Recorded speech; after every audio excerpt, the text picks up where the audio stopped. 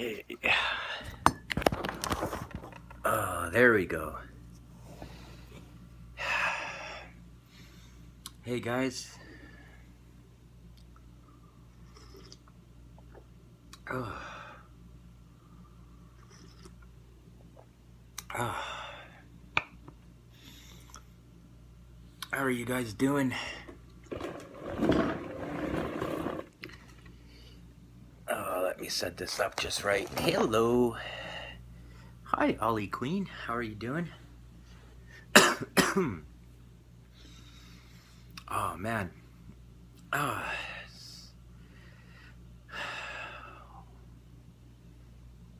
Just waiting for...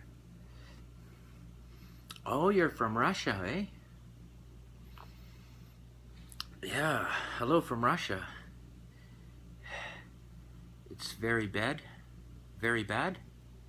Oh, very bad in Russia?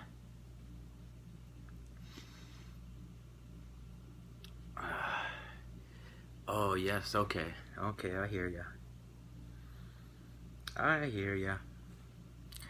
I don't know who that is, so I can't comment on whether I like him or not. Yakupov? Yakupov?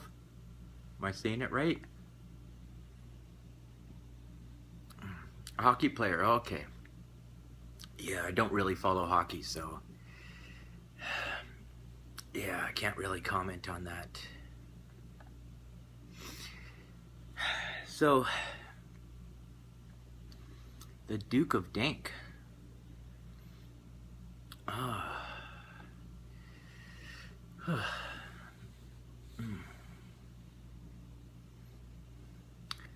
America good.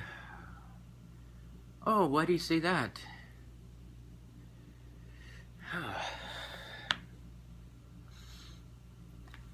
Oh, man. So, yesterday I went on my treadmill and I got 2 records on my treadmill. I reached a maximum heart rate of 191 beats per minute, and I had an average heart rate of 177 beats per minute over an hour at 41 years old. So if you go by that formula, 220 minus age, my maximum heart rate should be, let's see, 41, 40, 179. Yeah, so my theoretical maximum heart rate should be 179. But yesterday I hit 191 and had an average of 177 beats per minute over the hour. So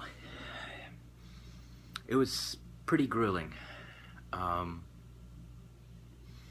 My performance wasn't very good though. I'm still wondering if I should put it on YouTube or not.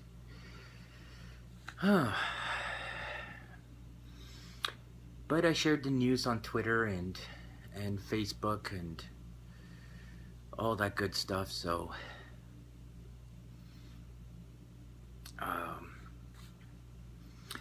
aside from that, I've been watching Psychic Investigators, and wow,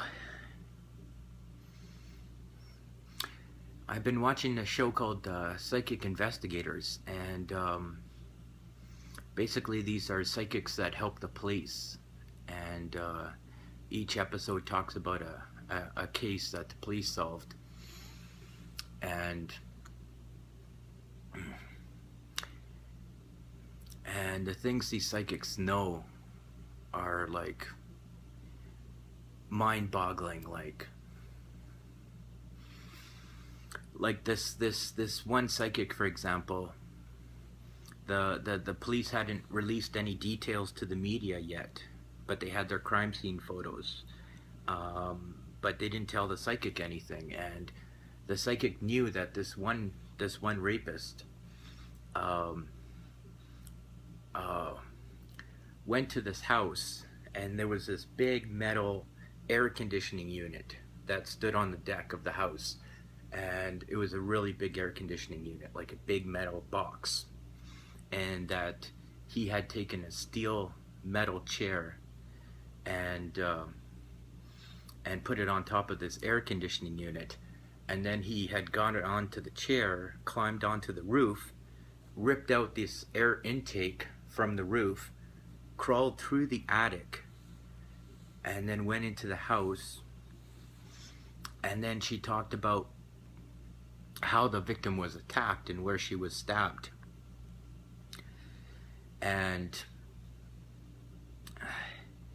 it's like, how could she know that? Oh, I didn't mention this part. She lived 2,000 miles away. 2,000 miles away. So the police were talking to her 2,000 miles away. So there would have been no way she would have even been able to see this house, let alone it was the victim's house, let alone there was this big air conditioning unit, and that he took this metal chair and went into the roof. Oh, it's mind-boggling. It's like, there's, oh my gosh, there was this, in another episode, there was this boy that went missing, this teenage boy, and the police had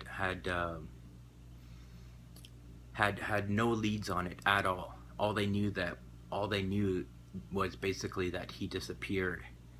A man had come to the store. I think so. I think I do. Anyways, so a man had come to the store, and where this boy was working at. It was like a hardware store, and this other man came in and told this boy that someone slammed into his truck in the parking lot. So he left outside the store with this man, and then disappeared, and the truck was left there. And that's all they knew about the case. And they contacted the psychic that was like 3,000 miles away. Okay, so she wasn't even in the town, right? And she basically said that this man abducted this boy and brought him over to his house with another man and played Russian roulette with him. And luckily the gun never went off. She said the boy was still alive, even though it was after 48 hours, because statistically if a person goes missing after 48 hours, then chances are they're not alive anymore. And then she said that the man raped him, and then they brought her over. They flew her over to the town, and she was riding with the policeman, and she was getting a sense of where this guy lived. And she got within 500 yards of his house. And she got to a fork in the road, and the house ended up being 500 yards to the right, and the road went either to the left or to the right, and she lost her energy there. Like she hit a wall. She didn't know whether to go right or left, but it turned out the house ended up being just 500 yards to the right. Anyways, the next day the psychic told this is the creepy part, told the police that they had to act really fast because she had a vision that this man was going to take this teenage boy to 3 graves that he had dug out himself. 3. And he made the boy sit in one grave, and he was going to shoot him in that grave. And so she did like this psychic circle thing, and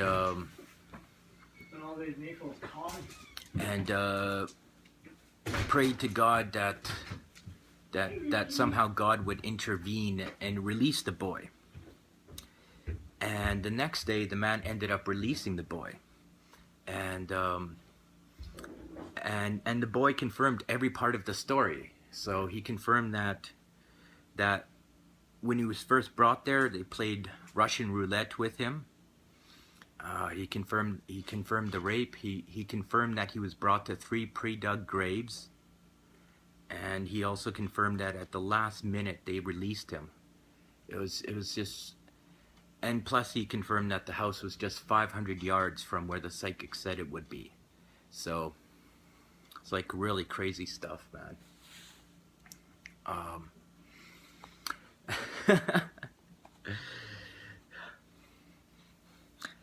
So after watching this Psychic Investigators on Netflix, like, wow, what these psychics pick up is like beyond coincidence. It just is. They just know things. You know, oh.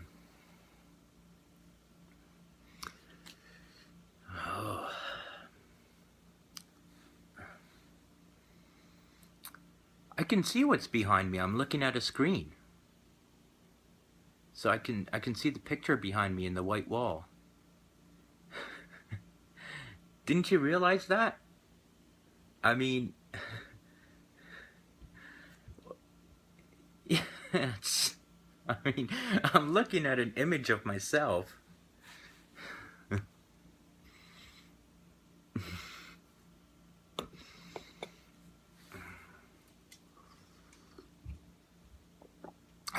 So it is Sunday, November 8th, 2015. I'm scoping from Edmonton, Alberta, Canada.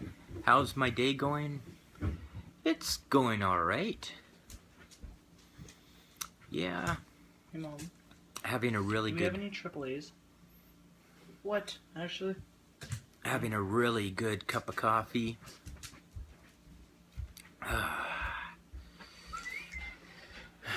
I really like this coffee. I'm drinking a Sumatra dark roast. It's a really good coffee. Oh man.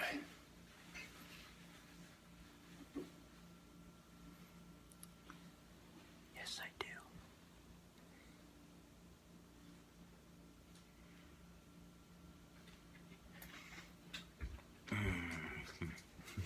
No, no. Stay down. So what's going on with you guys? Parasithic joined. Oh, I think I might go on Blab today. I don't know.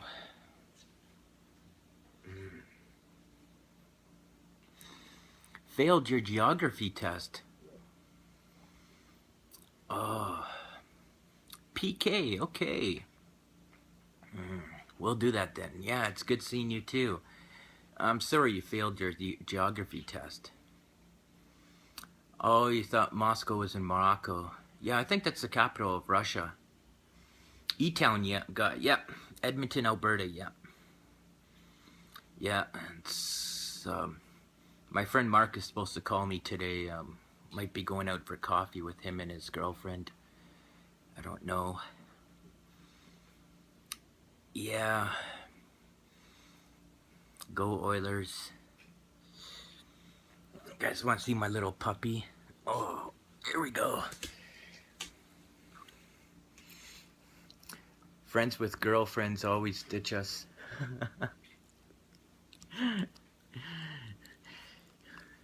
Yeah, he's a 3-year-old Maltese.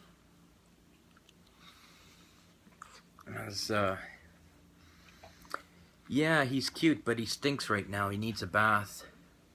We've got this paper in the back that he pees on, and we replace the paper every day, but sometimes this pee puddles, and then he ends up stepping in it, so we gotta give him a good bath, clean him up. You know, it's long shaggy fur like that, you know, sometimes, you know, poop sticks to his butt and stuff like that. Must be a humbling experience to be a dog. I have brothers. I have no time for dogs. Yeah.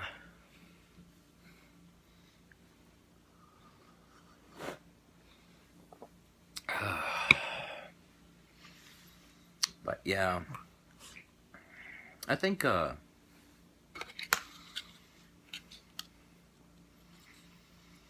tonight is Once Upon a Time. Me and the wife like watching that show. It's on at 6. This weather actually makes me drink a lot of tea. Oh, hello.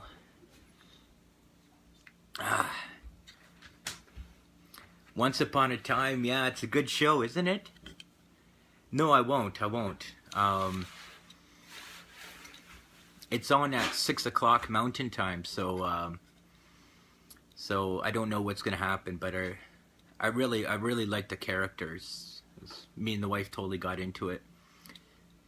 Hey, how are you doing? So my throat is a little dry from being on the treadmill yesterday.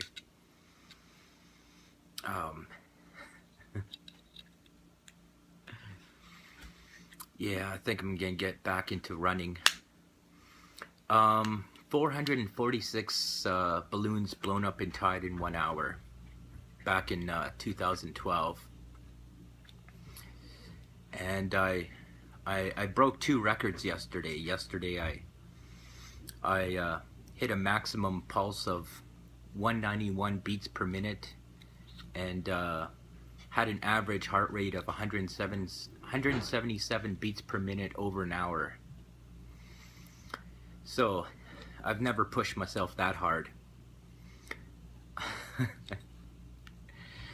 Trying to kill yourself. Yeah, my wife made me promise I wasn't going to do that again.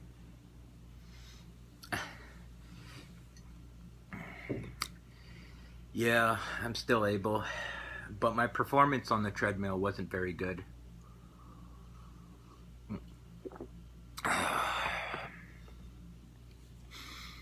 Yeah, thanks. I'm gonna get back into running, but I'm gonna start off slow. Every second day, I think I'm just gonna run the mile until, you know, until my legs get used to it, and then from there I'll just start building on some endurance.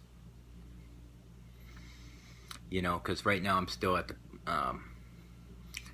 I'm at the very beginner point where you start running and all of a sudden your legs just get heavy from lactic acid, you know, in the first lap. So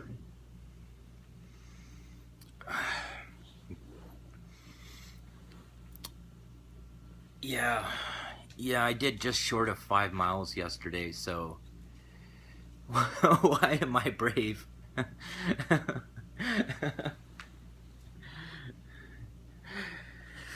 Well, brave or stupid, one or the two. Well, just short of 5 miles, yeah. Yeah, so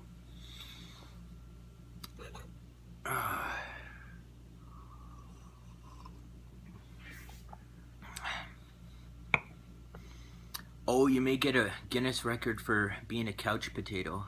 Nothing exciting.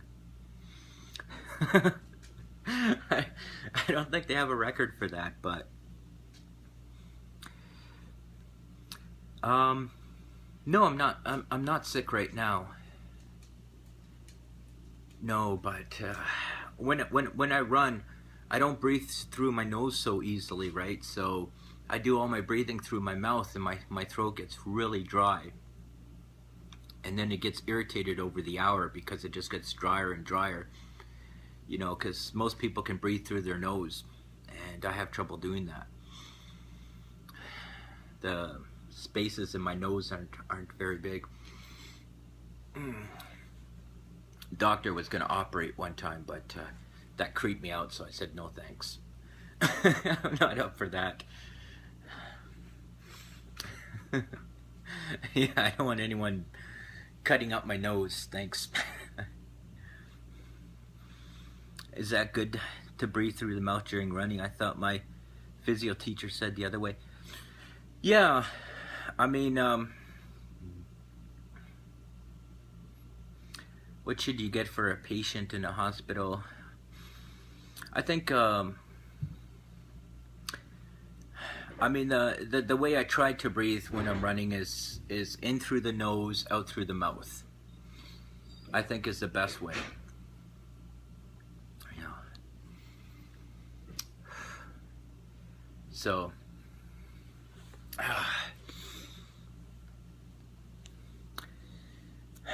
but yeah.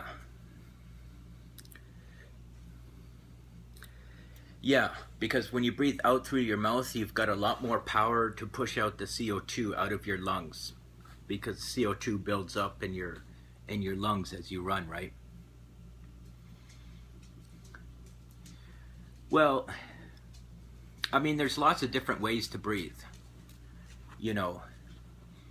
So, I mean, people might breathe only through their nose, or people might just breathe in through their mouth and out their mouth. Get well soon on it, and he freaked out.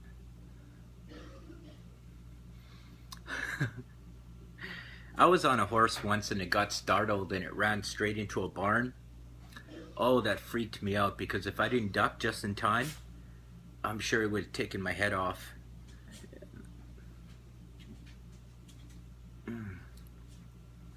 But I breathe through the nose in my mouth. In through the nose, out the mouth. It's the best way to breathe when you're running.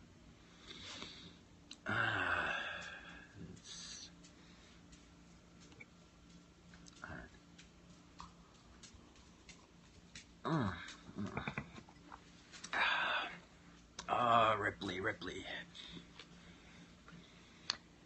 I think I'm gonna do some stuff on my computer today. Yeah, take care of yourself.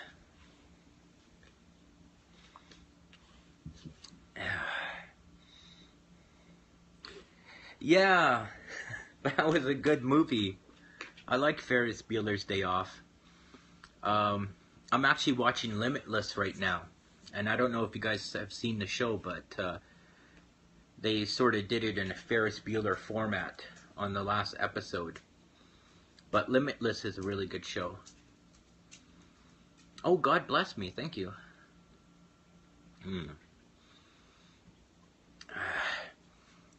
Yeah, so, trying to... Supergirl. I'm also watching that, too. I really enjoy Supergirl. It's interesting.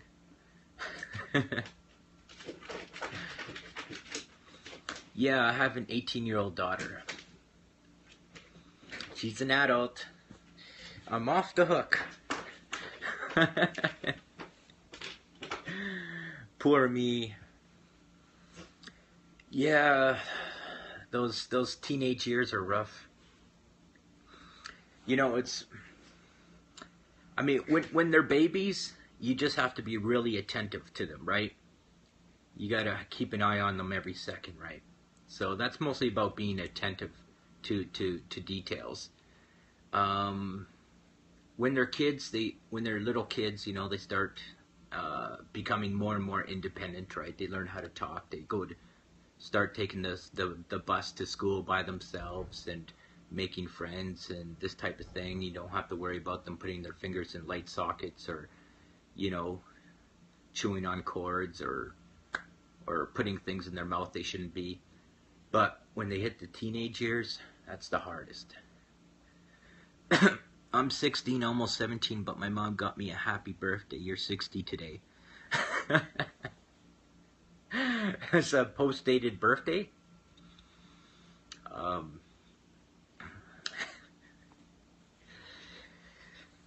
Yeah, I'm 41, so I'll be 42 in December 6th, actually. So, she treats me like I'm her mom. Oh, that's funny.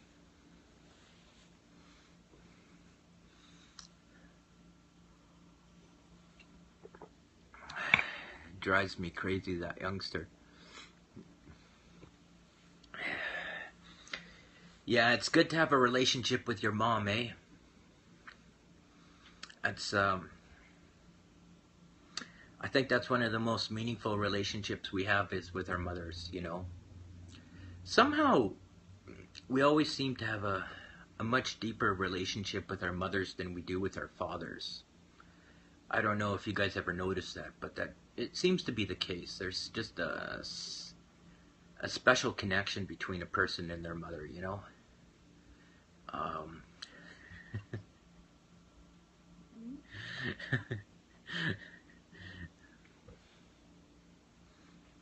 that's why we think dads are more fun. Yeah.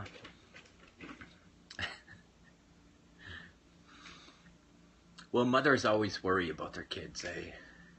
They're always phoning and checking up on their kids just to see how their kids are doing and trying to get in touch with them. And fathers are like, oh, they're okay. You know, they'll get back to me eventually.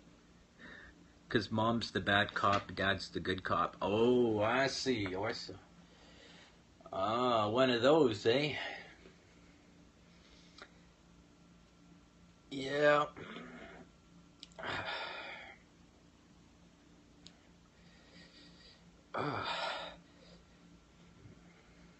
Only one kid.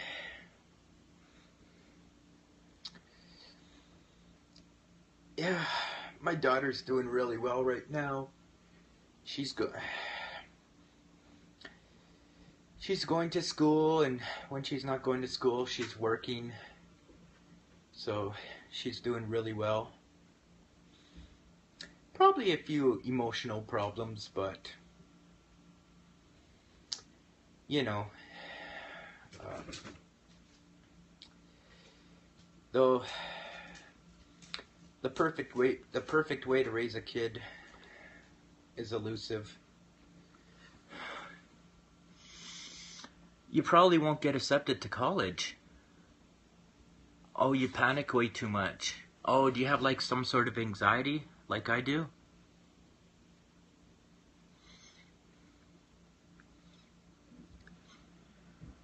Yeah, you do, eh? Mm.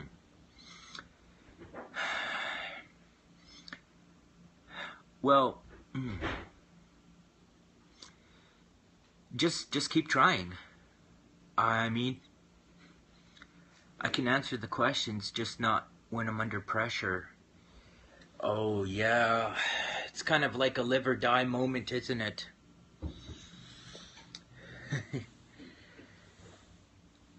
Yeah, a make it or break it. You know, it, it, it, it, uh, it feels like there's only two sides. You completely flop or you completely succeed. And there is no in between. It's all just gray, right? And it's that kind of mindset that leads to the anxiety. Um,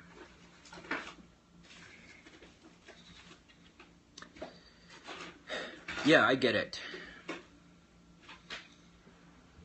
I get it. Nothing drives me more fearful of a particular job I have to get just right under the clock.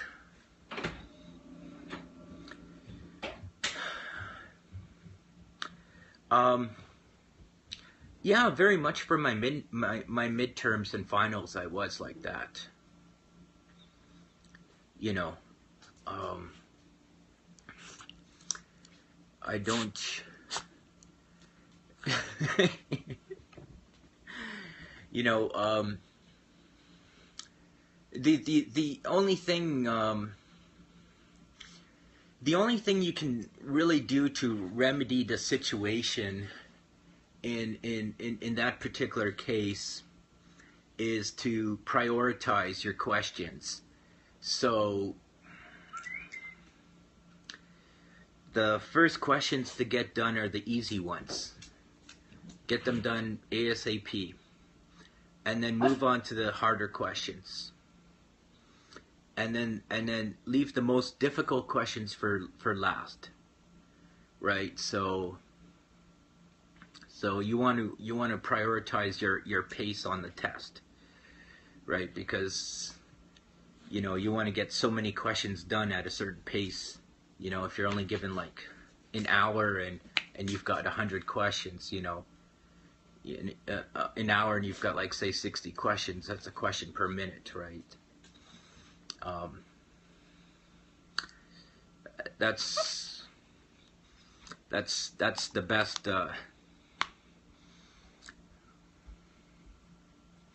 People always ask me what I want to be when I'm older, and I don't know. How do I know?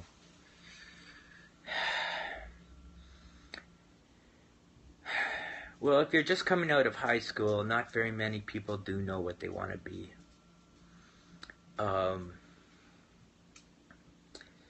That's a bit of a journey.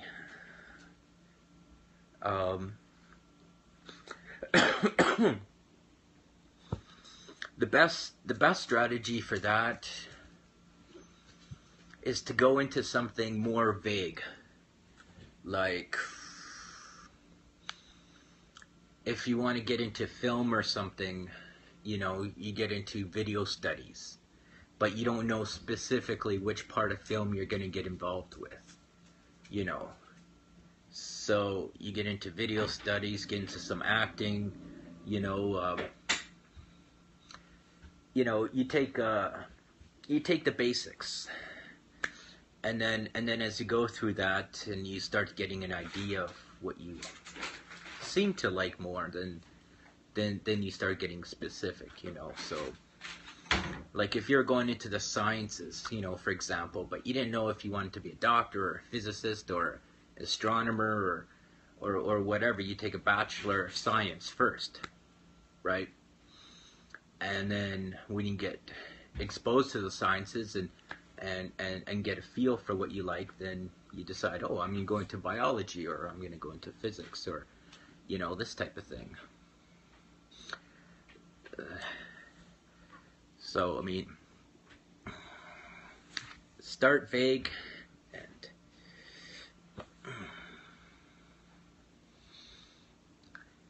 you need to write a book. Teens like me need it.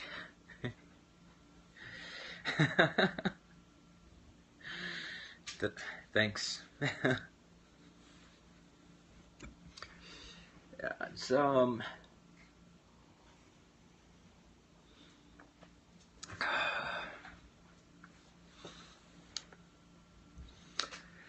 but I mean, there's You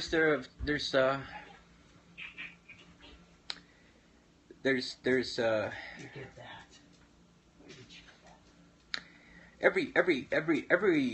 Every successful career is built on two columns. One column is your interest, and one column is your aptitudes. So the first column is everything that you're interested in doing, and the aptitudes column is everything that you're good at doing. And you try to measure out those interests, those specific interests that match the aptitudes of the second column, and those two columns